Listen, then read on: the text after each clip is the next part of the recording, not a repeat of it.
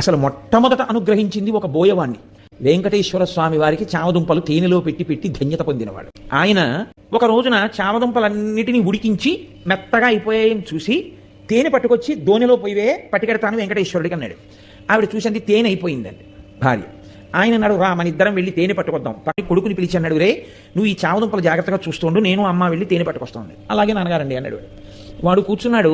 బోయవాడు భార్య పక్కన ఉన్న అరణ్యంలోకి వెళ్ళారు తేనె కోసం. చేసి తేనె పట్టుకుని వచ్చాడు ఆయన. ఆయన వెంకటేశ్వరుడితో కలిసి తింటాడు. అందుకని ఆ తేనె పట్టుకుని వచ్చే లోపల ఈ పిల్లవాడికి ఆకలిసింది. వీడికి ఏమిటి అలవాటు, నాన్నగారు రోజు అక్కడ పెట్టి తిని వస్తారు, అప్పుడే మనకి పెడతారు. కాబట్టి అక్కడికెక్కడికో వెళ్ళి పెట్టడం ఎందుకు, నాన్నగారు ఈ చెట్టేగా వెంకటేశ్వర స్వామి అంటుంటారు, కాబట్టి ఇక్కడ పెట్టేస్తే అయిపోదేమిటి. ఈ పిల్లవాడు నమ్మాడు, ఉన్నాడు అక్కడ ఈశ్వరుడని. తినేశాడు, చెట్టు రూపంలో ఈశ్వరుడు. తినేస్తే తండ్రి వచ్చాడు, వీడు మిగిలినవి తినేశాడు. స్వామికి పెడితే తినేచ్చుగా, తినేశాడు వాడు. తండ్రి వచ్చాడు, ఏవిరా చామదుంపలు అన్నాడు.